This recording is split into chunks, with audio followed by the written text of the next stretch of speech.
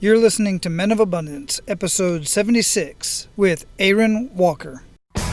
Welcome to Men of Abundance, the podcast for those looking to level up their lives by hanging out with some of the greatest leaders and established professionals in our community, living a life of integrity, honor, and the abundance mentality. Prepare to pay it forward with your host, former Army medic turned lifestyle entrepreneur, Wally Carmichael.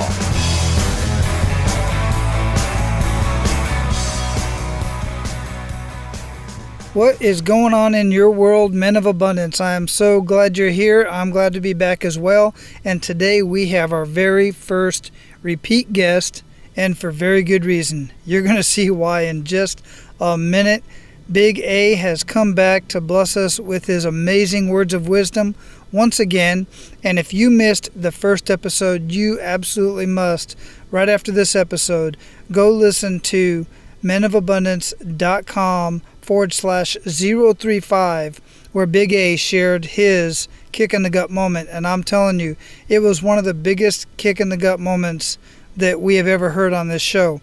Plus, again, he shares some very good words of wisdom, a little bit different than what he shares with us today, because today Big A brings it to a whole new level, and we're going to be talking about his new book that's going to be launching very soon. He's in the launch phase right now of View from the Top. I have a copy of this book. I have been reading through it, and we have that conversation on the show today. Now, I want to make sure that you have the opportunity to subscribe to Men of Abundance if you haven't done so already, because we have some super amazing guests coming up. You know, here on Men of Abundance, we don't just talk to influencers. We do get influencers on the line, and we have that conversation for you from time to time. And we've had some amazing, very high-profile influencers on the show for you to learn from, like Big A, who we're going to have a conversation with today, Jay Papazan, and many, many others. But you know, some of the most amazing conversations that I have are with other people that aren't necessarily influencers, but living a life of abundance, the life of abundance that you're looking for. I'm guessing that's why you're here, because you want to live a life of abundance. And I truly can't think of any other way to do that than to hang around other people who are living a life of abundance in their own right. But here's the thing. Many of you don't want to be a top influencer. Many of you just want to live a life of abundance. Not all of you want to go off and be coaches or authors or CEOs or business owners and entrepreneurs and all this stuff. You just want to take the life that you're in right now and learn how to live a life of abundance and be of service to your community, your family, your children, your spouse, and just keep it on that level. And I truly 100% commend you for that, and I want to help you do that. That's why I don't just talk to the top influencers. I also talk to people who are just like you, the people right next door, living a life of abundance and loving every single minute of it. So to ensure that you get every episode, especially the upcoming episodes, I want to invite you to subscribe to Men of Abundance on whatever podcast player it is that you're listening to. If you have an iPhone, open up your iPhone. You're going to see a purple podcast player.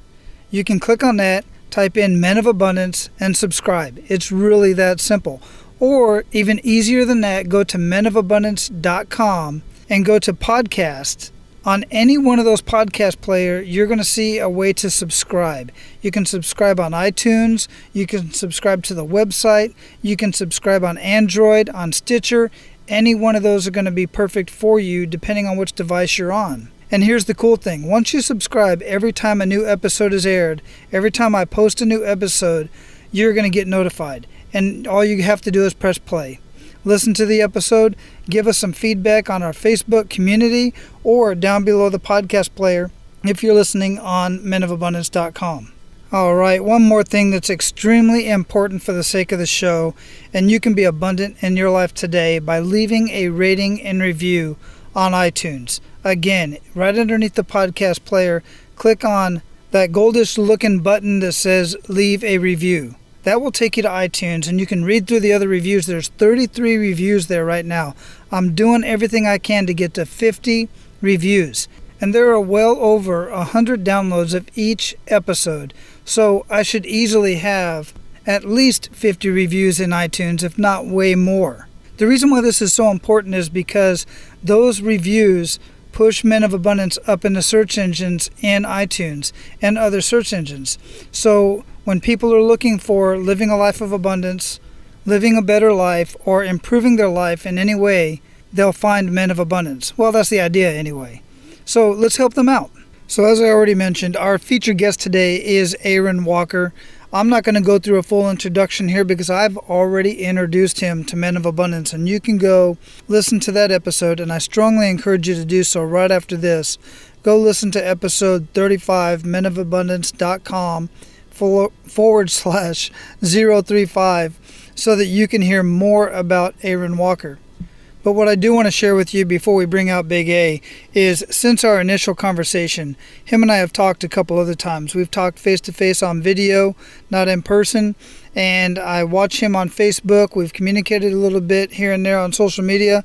I'm telling you right now, this guy is the real deal. He has started and sold multiple businesses in the millions, sold his first business at the age of 27 to a Fortune 500 company, and he has truly lived an abundant lifestyle. He's lived some downs, he's lived some very highs, and he's going to share some of that with us today. But he shares all of that in his new book, View from the Top. Men of Abundance, it is my honor to once again introduce you to Aaron Walker. Aaron, welcome back to Men of Abundance, man. I am so excited to have my first repeat guest, and I'm so excited that it's you, man. Welcome. How you doing? Wally, I can't even begin to tell you how excited I am that I'm your first repeat. So thank you, man. I'm doing great. I hope you're doing equally as well. I really am. I really am. You know, when we talked back on episode 35, we talked a little bit about your book that was coming out, and you were in the process of writing it. And I said, anything I can do for you, let me know. And you said you was going to take me up on it. And when you got to the point to where you were launching your book, you were going to contact me and we were going to have a conversation about it. I am so honored to have a copy of the book, and I've been reading through it. I'm on just starting chapter 7. I'm blown away, man. It's wonderful. Well, thank you, man. I appreciate that. It took me over 2 years to write the book, and it's a little bit of a memoir, you know, a little bit about my story. But then we go into some things that a lot of people deal with, and I teach how to overcome some major obstacles and eradicate some things out of your life so that you can get your creativity back. So hopefully we'll get to dive into that a little bit more. We definitely will, and I'm really digging it because I'm in the process of writing my book, and that's part of the reason why I started this whole journey. So, you know, as I read through View from the Top, and I'm going through and I'm reading through, and something I write down questions. I got to get this question answered. I'm getting ready to talk to Aaron, and I want to ask him personally what, you know, about the question. Then I turn the page and he answered the darn thing. Well, he good. answered the question, and I'm like, man, this is written so beautifully that he's got my mind going, and then I'm writing all these things down, and then, you know, you answer a few of the questions on the next page, and I'm just loving it. Well, we did something called Lean In at the end of each chapter, some recaps, some things that are really questions from the masses, and I kind of try to answer those at the end. So thank you. I'm glad you found that helpful. I do. I really do find it very helpful. And one of the things that you talk about quite a bit in the book is you talk about, because you basically retired 2 or 3 times. I think even 4 times at some point. You said that you've gone through parts of your life, and the first time you retired was basically because you sold your business to a Fortune 500 company, which was amazing at the age of 27, and completely retired. And what you realized at that young age was retirement wasn't what you thought it would be. Yeah. No, it wasn't at all. Quite honestly, we came from a family that was very humble beginnings and didn't have anything. And then 9 years later, I was retired. And that sounds like the American dream. And it was cool. I mean, I'm not taking away from that. I'm not saying that, hey, I didn't really enjoy it. I did. But the newness wore off pretty quick. And then when you're getting in the bed in the middle of the day because you're bored, you don't have any purpose, there's no meaning in your life. And a lot of people are listening going, man, I'd love to just try that for a little while. Well, it's okay. Try it for a little while. But I'm telling you, I'm probably not going to use the words retire anymore, because what happens, Wally, is you're just sitting around, you feel like you're not productive, like you're not adding value to anybody's life. you've got a little bit of money in the bank, and then your time is free, and then things that are special don't mean anything anymore, like going fishing or golf. Well, okay, go anytime you want. And then it's like my buddies are at work, and the guys that are, retired at 65 or 70 years old are beating me in golf, and that was embarrassing. And I'm like, what am I going to do with my time? And my buddies were talking about crushing it and opening new businesses, and they're making this change and that change. And I'm like, I got nothing to offer to the conversation. And then I felt really bad. I'm like, what? I mean, this is it. I mean, it was like, this is it. And I thought, I got to go back to work. And Robin woke me up from a nap one day, and she said, hey, I didn't sign up for this. I mean, what are you doing? You're getting fat. You're getting lazy. Wally, I gained 50 pounds in 18 months because I wasn't doing anything. And so I finally went back and went in partners with the guy where I started when I was 13 years old. I bought half the business. And, man, we took that 4 times the size it was when I bought it over the next 9 years. So there's a lot of productivity in you, after you retire. So I just elect now to be more productive, more purposeful in my life, and get some meaning out of it. Yeah, I totally get that, and I get that out of the book and out of our other conversations as well. The part that was really cracking me up, I was actually literally laughing when you were talking about when you and your wife went down to Florida to visit with some family and friends and whatnot, and you're out on the golf course, and everybody out there, like you already said, is in their 60s, and you're early, late 20s, early 30s, right. have no reference of conversation with these people, and I'm sure they're looking at you like, who is this kid out here? What's he doing? Well, they're talking about, their ailments and their blood pressure and being gay, and I'm like, what in the world am I doing? And I've already told you the embarrassing part, they were beating me. Yeah, these guys are good. It. A buddy of mine owns a house down in Naples, Florida, and he said he wasn't going to be using it for the summer. And I told Robin, we had 2 little girls at the time, I said, let's go down there and spend the summer. So we packed the car up and we drove to Naples, Florida, which is about an 18-hour drive from Nashville. And we lasted 3 weeks. I said, I am bored out of my mind. I mean, I cannot do this. And she goes, you got to be kidding me. And I said, no, we're going home. And that's exactly what we did. We loaded the car up 3 weeks later and we came home. And I just had to do something, man. I just couldn't sit around. Here's what I want to say, Wally, to the listeners. It's okay to be able to want to be able to do that, but to do it is a different story because it doesn't scratch the itch like you think it's going to. And you hear it time in and time out. People work their entire life, they retire, and a year later they die. Mm-hmm. I mean, that's true so much because we're designed to be creatures that are creating, people that are going out for purposeful and meaningful reasons in their life. And I just didn't have it. And so I wished I had advisors around me at that time. I didn't have anybody around. I was making all my own decisions.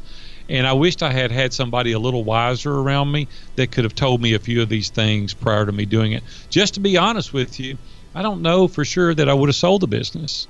It was like it was a great opportunity and it afforded me other opportunities. But looking back now, I could have been an absentee owner, had a person that was very qualified in that position to run the business, and I could have checked on it from afar and probably made a lot more money as a result of keeping it than selling it. But when they rung that bell, it was like, okay, I got to take advantage of this because I've never done this. But, man, we got to have people around us to help us make good decisions. Yeah, you're absolutely correct. And we're going to get into that here in just a minute as far as groups and masterminds and stuff, because I know that's been a huge influence in your life, and it has been in mine as well. You're absolutely correct when it comes to retirement. It's, a lot of folks that retire from the military, for instance, they do 20, 25, 30 years on active duty, and it's very, very super fast pace. And then some of those guys, especially the ones that do 30, they'll retire and basically do nothing. They sit and watch the grass grow. And you're absolutely correct. Their health completely does a 180, and they pass really quickly. It happened to my uncle, as a matter of fact. And even when I retired after 25 years, I took basically 4 months off and enjoyed every minute of it. But at the same time, I was still looking for something else to do. And I've been fortunate to land just an amazing job that I feel completely free in, because it's what I did while I was on active duty in the same office, as a matter of fact. But I'm free because I know that it's a job that I enjoy doing, and I don't need it. It's not, and it still gives me some time to free up my time in that regard. So I definitely can relate to that. So guys, you know, you want that free time, but when you have your success, then you kind of start needing to think about moving from success to significance. And that is another big thing that Aaron talks about in View from the Top, is the difference between success and significance. Can you talk on that a little bit, Aaron? Yeah, I would love to. First of all, you've got to decide for yourself what success even is. You know, when I started thinking through this, I thought, man, what does that even mean? I mean, like, does that mean a big fancy house and a big car and a vacation? What does that mean? Or what is significance? Like, what is all that even about? Because those terms are foreign to some people. And I started thinking, wow, what's important to me? And I don't want to ever take away from the fact of making money is important. I can't stand it when people with money go, money's not important. I want to go, you liar, it is too important. Let's take it away from you. See how important it is.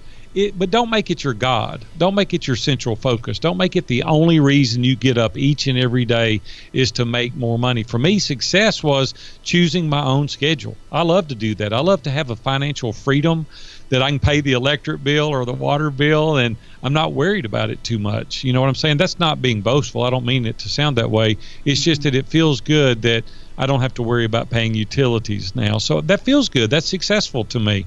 Having an engaging family, though, and meaningful relationships mean far more to me than the financial resources. We get it confused sometimes, Wally. We think that we live to work, but we really work to live. You got to be careful getting up each and every day, just pouring yourself into a job just to make money. You got to think about the things that are important. And for me, man, my family is like number one. Robin and I've been married 37 years now. I have two beautiful daughters, 30 and 33 years old. They both work with me at the office. I have 5 beautiful grandchildren.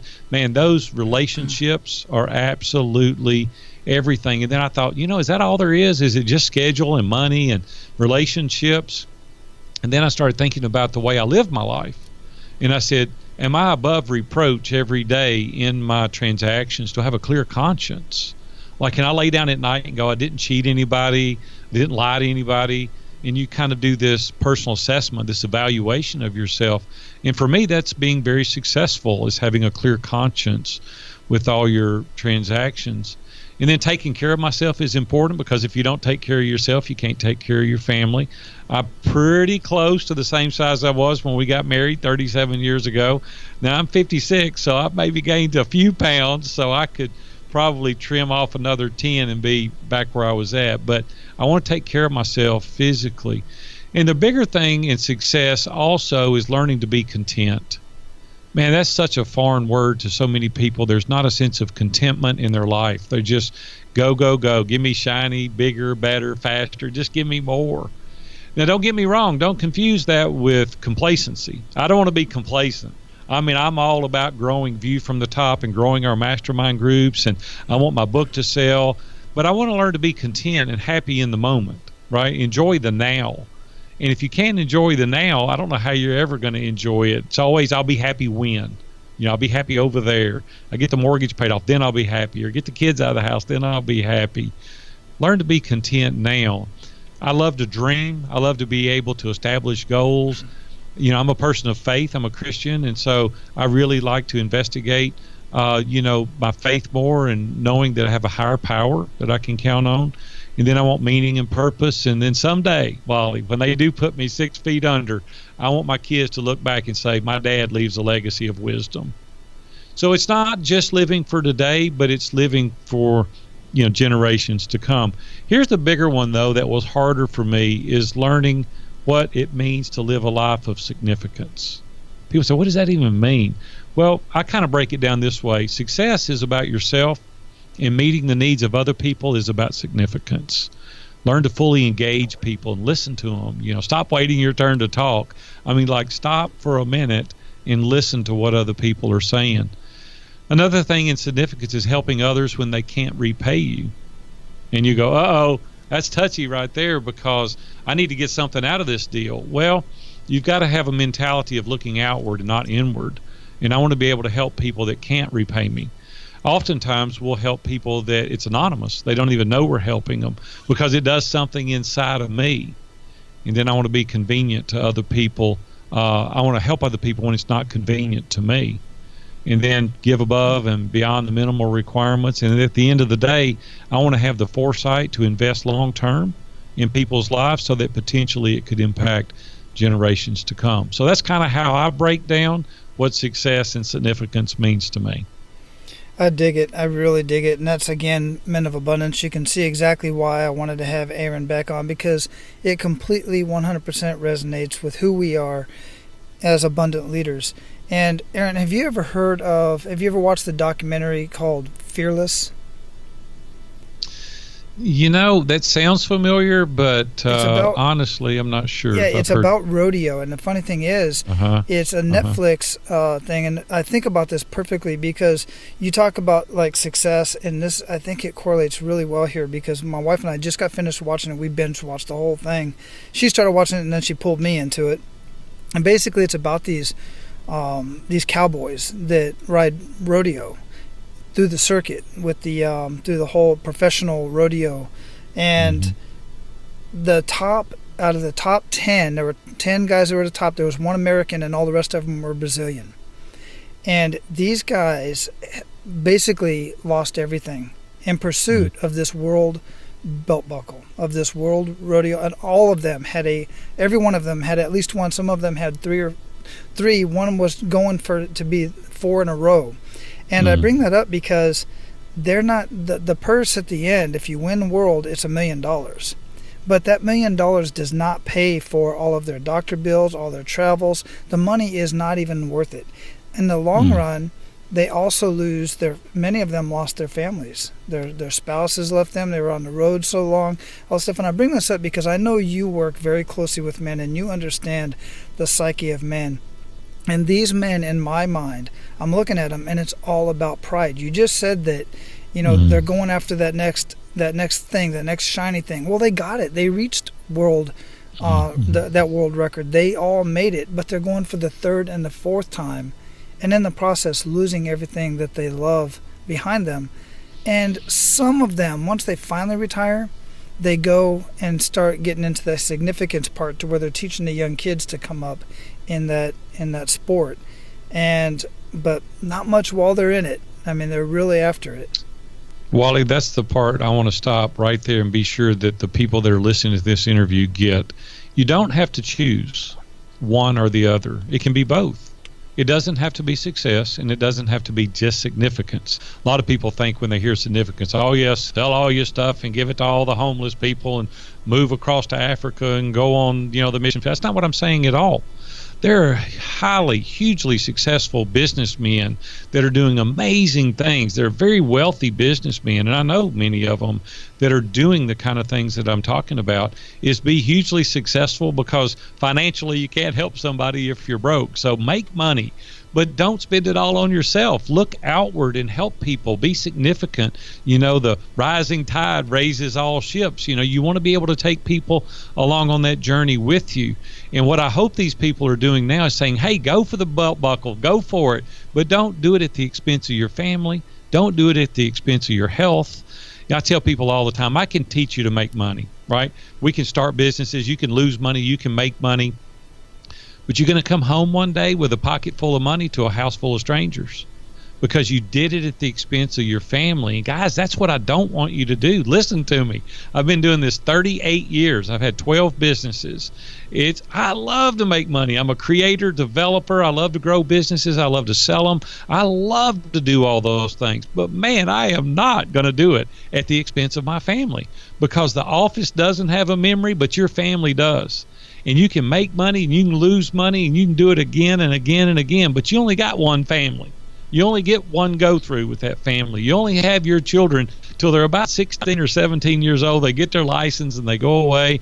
Hopefully, if you've done a good job, they'll want to be around you on an ongoing basis. I'm so blessed that my daughters live 5 minutes from me. They work here in my office. I see them every day. It is amazing. But if I hadn't invested time, effort, and energy when they were little, they wouldn't want to work with me now. They wouldn't even want to be around me now. So family values are huge, man. Do not go after anything at the expense of your relationships. Yeah, we had a conversation. The last time you and I talked was on the video, and we brought up a name, and I'm not going to mention it here, but it's somebody that you would definitely know without a doubt. Hugely successful in anybody's eyes, but when you look behind the scenes, he's lost his family, he's lost his wife that he was with for many years, and basically he traded one for the other. And we are definitely on the same sheet of music. You definitely don't have to do that. Now, you've done many things in life. Obviously, I know why you ultimately, retired again, but as you were building your business a second time with Barry, and there were many things that you've done throughout your life, and throughout the book you constantly talk about this, how you say, I was nervous or we were nervous, but we decided to do it anyway. I so admire that, because so many people have these grandiose ideas, and they want all these things in life, and they want to do these things, and even if it's for success or significance, but they're nervous, and they never take action, and it's just sad to me. Here's the thing, Wally, for me. Yeah, I get nervous when I do those things. Who doesn't? You lay in bed at night and you go, oh my goodness, did I do the right thing? Well, as I said, I'm a person of faith, so we pray. We research Scripture. Robin and I go to trusted advisors. We talk to people. And then my favorite saying is, fire the gun and ride the bullet. I mean, I cannot stand to think what it would be like to think, would it have worked? Could I have made it? Would it have been a great business? Could we have retired? You got to take some risk. I'm not risk averse. I mean, I go for it. I've gone for it my whole life. But what I don't want to do, though, is as I get older, I don't want to put my family in jeopardy, right? I don't want to, put it all on black. I'm not a guy that goes to Las Vegas and say, put it all on black. That's not me. I take calculated risk. I'm very careful about it, and I really research. I ask a million questions. That's why I have mastermind groups around me all the time. Listen, isolation is the enemy to excellence. If you want to have a very horrible life, exclude others from around you, don't take their advice, don't listen to them, and you're going to have train wreck after train wreck, historically speaking. But when you get people around you that don't have anything to gain or lose as a result of what they tell you, they're trusted advisors, they have high moral values, their ethics are there, they're people of character, and you say, listen, here's the scenario. See, the reason I do that is because I only have one life experience. I only have one lens by which to see anything. But when you have people around you that have different life experiences, different lenses. We were going to do a business deal not long ago, and I went to my group and I said, Robin and I are going to do this deal. We're convinced it's the thing to do. And 8 out of 10 of them said, don't do it. And I'm like, what? You got to be kidding. I said, no, and here's why. And they gave me 8 reasons. They all made perfect sense, but you don't know what you don't know. And that's why you want to surround yourself with trusted advisors that can help you overcome, push through those upper limit challenges, even in times. Yeah, I lay in bed sometimes now and think, I wonder if anybody else is going to hire me. I wonder if anybody else is going to join Iron Sharpens Iron mastermind groups. And it's those voices. They speak to everybody. And you got to get with guys and go, hey, bring you back to reality. Let me tell you. And it helps you. See, but when you're alone, you don't have any of that. You don't have anybody to count on and to go for it. So nobody pushes you through the upper limit challenge, and you sit there and you're average. And here's what my mom used to say about average. You're not ever going to bring a C home because that's average. I said, what's wrong with average? She said, it's just as close to the bottom as it is the top, and you're above average and you're going to go for it.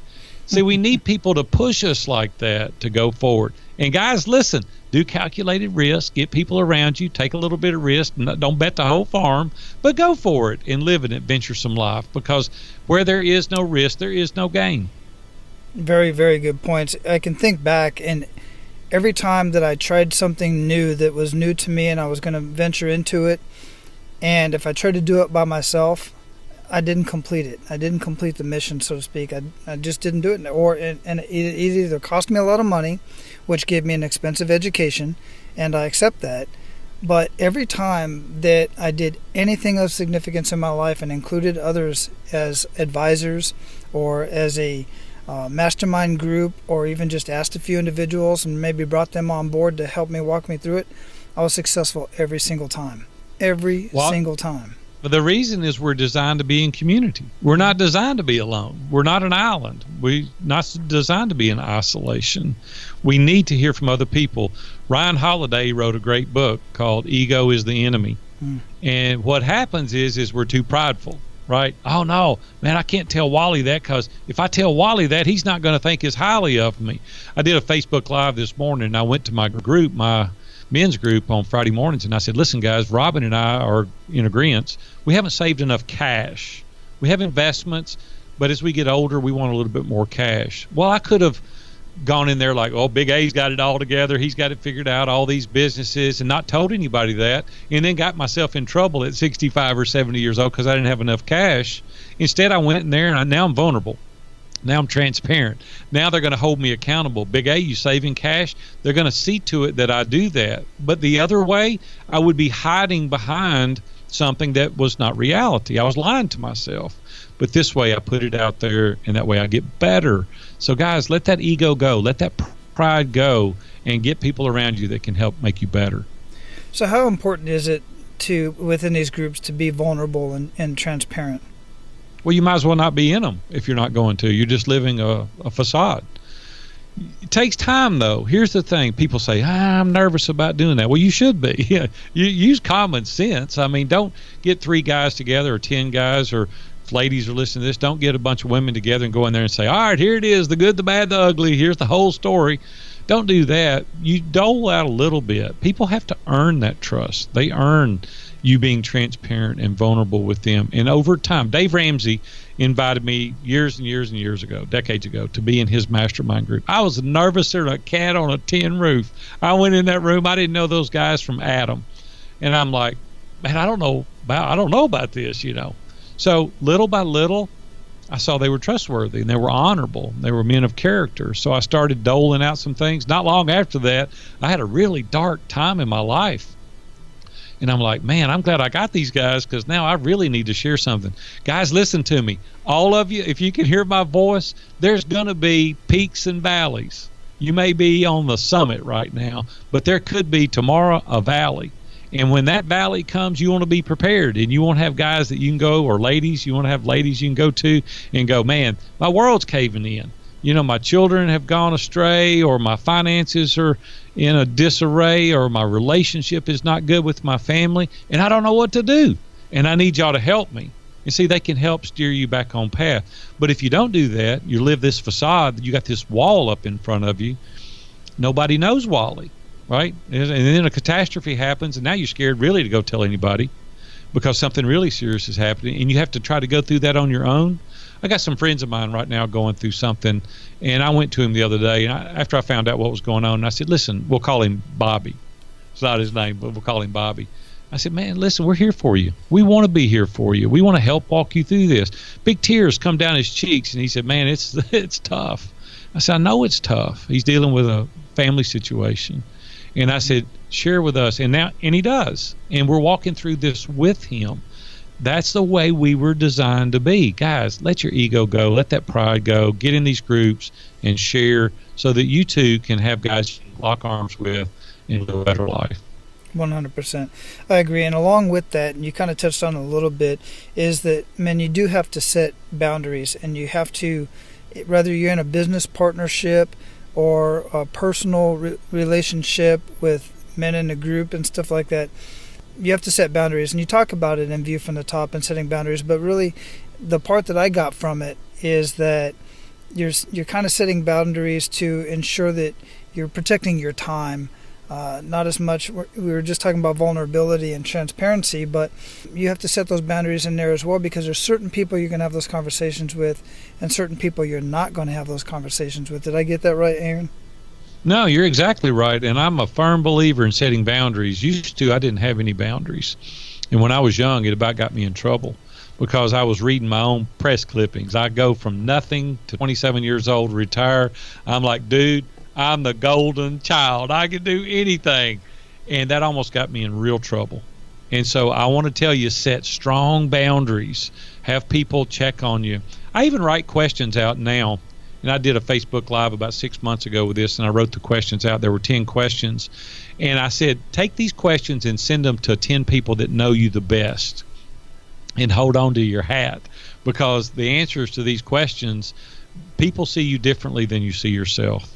And I wanted to be sure that I was doing the right thing with my family, with my children, with my work, with my peers and colleagues in the community, at our local church. I asked very pointed questions. Well, out of that, you establish boundaries. Same way now, I have very, very, very regimented and strict boundaries when I travel, even when I'm home, on social media. Everything has boundaries. It really gives you a lot of freedom because you can operate within those boundaries and you can be safe. Listen, this is a staggering statistic to me. 67% of all divorces today have the word Facebook in the divorce decree. What?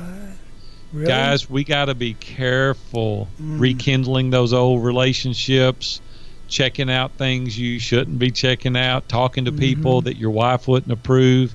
Hey, I got strict boundaries on that kind of stuff.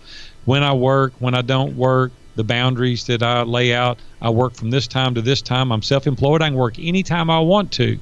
That's the good news. The bad news is I can work anytime I want to, because it will encroach on my relationship with Robin and my kids and my grandkids, right? I'm location independent. Y'all don't know if I'm in Nashville, Tennessee, or in, Spain right now. You have no idea where I'm at, so I can work at any day of the night, and that'll get you in trouble. So I'm saying, whatever your boundaries are, adhere to them. They'll pay off in the long run.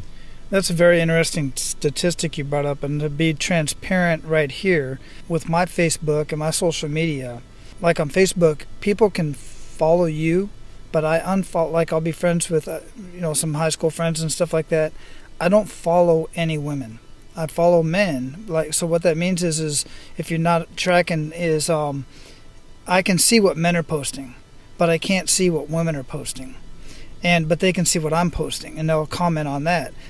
I bring that up because I see what men are posting and I'm thinking, my goodness, you obviously have no respect whatsoever, one, for women, let alone your own wife, because of the stuff that they're posting. And sometimes if it's somebody that I know, because there's a lot of guys that are on my Facebook that I just really don't know that well, but if there's somebody that I know, I won't message them, or I'll call them and I'll say, dude, did you really mean to just post that?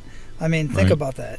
Because and here we are, literally, we're having this conversation, and two of my buddies are in the middle of, or just their wives just said they're leaving, they're out, and I'm sure it has a little bit to do with that, if not a lot. Well, Wally, we'll elaborate on this because I think it's important, and you brought this up, and I'm glad you did. I'll even go a step further, and some of you I'm going to lose right here, and I'm okay with that because I have strong boundaries. I don't have any women in my social media at all on any of my platforms, and we have a pretty large following.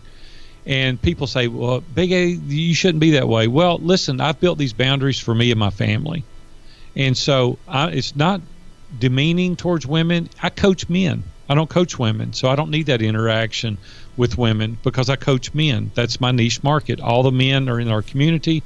They're in our mastermind groups. They're the ones I coach individually. It's men. And so I don't go to lunch with women. I don't talk to women privately without my wife being there or my assistant. I carbon copy my assistant, which is my daughter, on every email. I mean, I don't take pictures with women. I travel and speak all over, and I don't do selfies. And I'll tell you why. Let me tell you why. This lady came up to me the other day, and she jumped up beside of me and grabbed her phone, and I backed away, and she said, I want to take a selfie. I said, no, ma'am, I'm sorry, I can't do that. And she said, oh, well, I said, let me explain to you why. Robin is sitting at home in Nashville on the couch, and I'm in San Diego, and she sees me with this cute 25-year-old blonde in San Diego on Facebook. Now, how secure does that make my wife? How does she feel about that? And I'm out in San Diego. And I just make it a point that I personally don't do that. Now, I'm one of very few that takes that approach, but that's okay. I'm okay with that because I don't want my marriage to end in divorce over anything social media, period. And so I have very, very strong boundaries when it comes to interacting with females. You know why? Because I respect them and their husband, or them and their boyfriend. And I want to have that same respect for me and my family.